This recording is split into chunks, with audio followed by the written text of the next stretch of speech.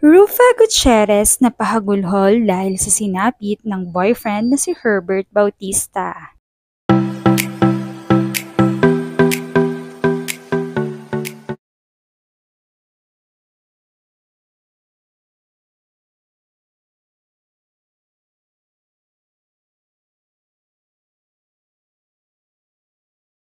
Lunes na Lunes, January 2025, ay sumambulat ang balita tungkol sa isa na namang politiko na napatunayan sa ginawang anomalya. Kung kaya nahatulan nga ito ng parusang pagkakakulong.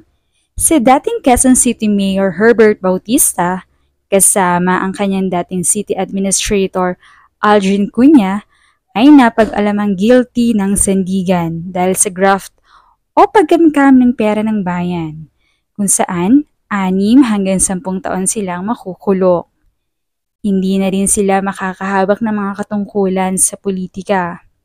Gayun din ay hindi pinayagan ng korte na makapagbayad sila dahil ang hatol na nga mismo ay ang pagkakakulong.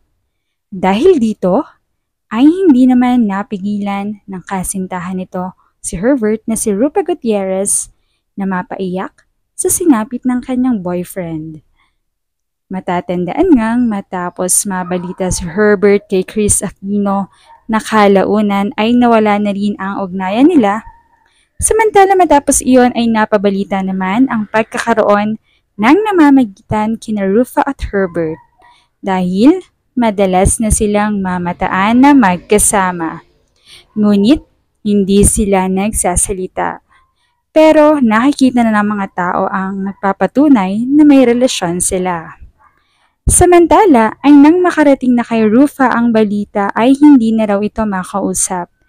Emosyonal at halos mawalan ng malay dahil sa sinapit ng kanyang boyfriend.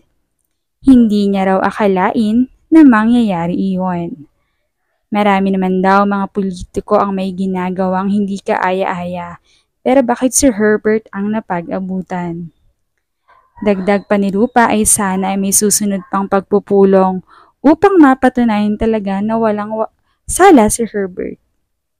Samantala ay kinagabihan ay agad namang binisita ni Rufa si Herbert upang makita ito. Sobrang emosyonal raw ni Rufa nang makita si Herbert na lumong-lumo. Kaya naman mas lalo pang nalungkot si Rufa at napaiyak. Nakaalalay naman ang pamilya ni Rufa sa aktres upang samahan sa pinagdadaanan ito.